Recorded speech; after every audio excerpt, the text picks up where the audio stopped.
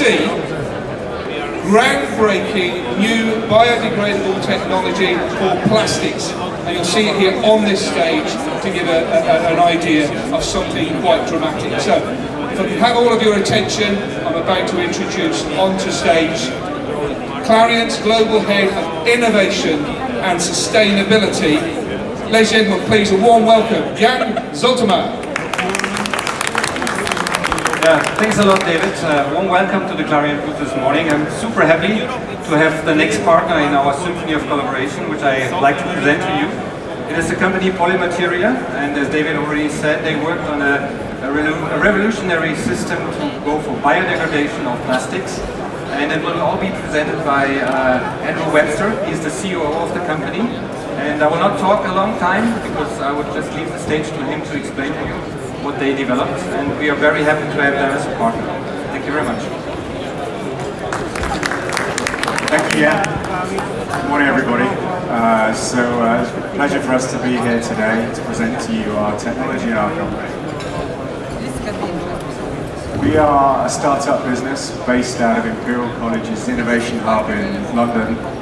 We are built around what we believe is one of the world's leading scientific team, full of chemists, catalytic chemists, biologists, and polymer scientists. We have a multidisciplinary team, and what we've developed is a drop-in master batch that allows for time-delayed biodegradability of the most littered style of plastics that you see in the environment today. More importantly, through that biodegradation, there is no microplastics created whatsoever. It is safe in the environment, so there's no ecotox issues, and our additive is food safe to be used in most packaging. So what's the problem we're trying to address? Every year, roughly 140 to 150 million tons of packaging is put into the waste stream. Unfortunately, not all of that is disposed of properly. At the moment, approximately 40% goes into landfill. 14% is incinerated for energy recovery, a technical form of recycling. 14% is collected for recycling, but unfortunately even that 14% is not really an efficient process. 4% is lost in the process. 8% is downcycled into product that is not necessarily used in the same kind of format. And at the moment only 2%, a number that needs to increase significantly, is put into products of the same or better types. Which means 32%, 40 to 50 million tons a year, is littered in the environment. And where does that get us to? It gets to, by 2050, up to 4 billion tons of fugitive plastic will be in the environment at that stage. Now, although we are a biodegradation technology, it's very important that we sit within the circular economy systems. And we were very lucky recently to have a gentleman, Mr. Bill McDonough. He's the gentleman on the left-hand side. In between, you have Mr. Chris Wallace, who's our head of technology, and Neil Dunn, who's our CEO. Bill McDonough wrote a book called Cradle to Cradle. He's the author of that, which is often seen as the beginning of the circular economy. A lot of the circular economy thinking evolved out of his book. So he came to visit us. We expected him to be with us for 10 to 15 minutes, and he ended up spending most of the day with us. And after he'd been with us, he said, "I've been looking for your technology for a very long time." And he said, "I'm going to leave you with a little poem." And the poem was the same as the title.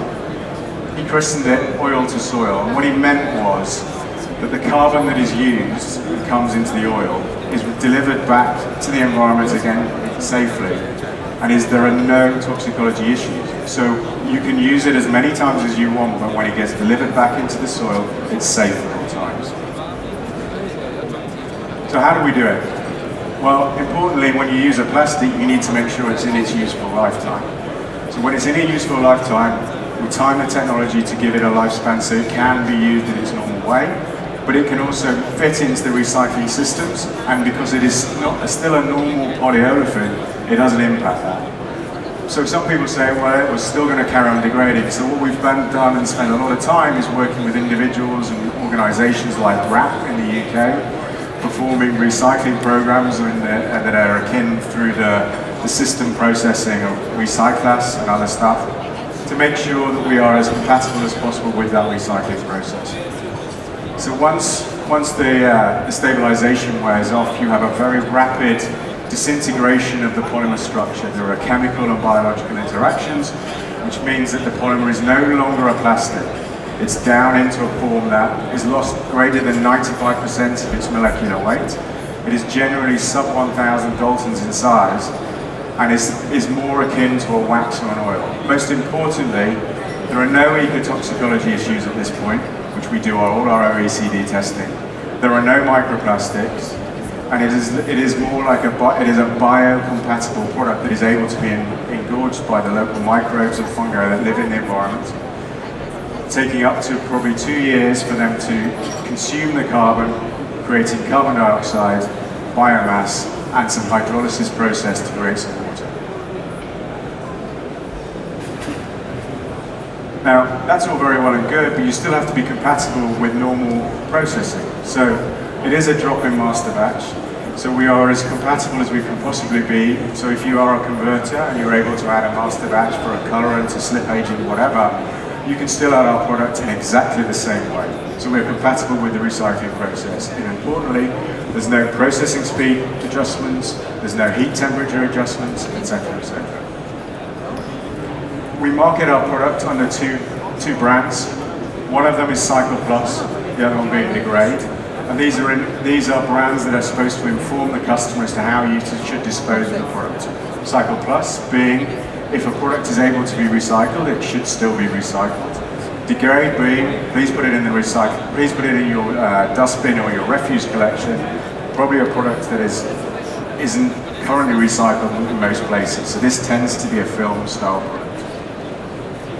And more recently, we've started working with some retailers and brands to introduce a more up-to-date concept of how do we promote that. So we're using #RecycleBy to try and encourage the customer to recycle the product by a given date, or #DisposeBy, using the same kind of system for disposing it in the refuse system. So why are we stood here today? Well, based on the work that we've done with Jan and some of his team over the last 12 to 14 months, we've come together with Clariant to launch an initiative to market our product throughout the Southeast Asia. We've already had a lot of discussions here on the stand in the last 2-3 days that have expanded beyond even Southeast Asia. So we're super happy to be able to announce that today. But why do we think Clariant are a good fit for us? Because we have joint objectives that fit together. We all know that the circular economy is important for the future of the planet. So we have a circular economy objective that fits very well together. Policy and standards. If we're going to put this kind of product in the marketplace, you need improved policy and you need standards that prove you're safe for the environment. So we're working with Clariant and a number of industrial partners to ensure that is, whether that be in Britain, whether it be in Europe, whether it be in India, whether it be in Malaysia and other places, we have standards that people know that when a product is put into the market, it performs to the standard it should be. No microplastics. Probably the only thing in the world today that everybody agrees about in plastics is microplastics are a bad thing. Our technology, again, I'd like to point out, does not create microplastics, and we all have a view that that's a very good thing. And finally, the environment. To be safe within the environment and make the world a better place for everybody and for all our children to grow up in, but to ensure that we know where there aren't refuse collection systems and there aren't recycling systems that work very well, this is a solution. It's not a silver bullet, it's part of a solution to make sure the environment is safer for everything there. So one last thing I'd like to say is we are super happy to be here with Clariant. I think one of the things I was talking to Jan about last night, something I talked with our Chairman, Jonathan Seif, our CEO, Neil Dunn, and one of our other founders, David Martin, is that this is not meant to be a corny statement, but it's actually really good to do business with good people. And what we've found with Clariant is we've had a real good cultural fit, and we're really happy to try and build a very strong business together. So thank you very much.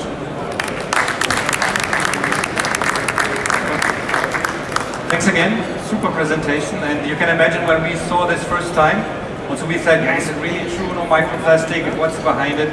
we see it's really true. We are super excited to have them as partner because it nicely completes to what we already do for circular economy, recycling topics, bioplastics, and now this is also now a sustainable way for biodegradation. So a big hand again for Andrew. Thank you very much for coming to the booth and looking very much forward to the business with you. Thank you very much. Fantastic. Thank you very much, Jan Zoltema and Andrew Webster. I told you it was a marvellous presentation.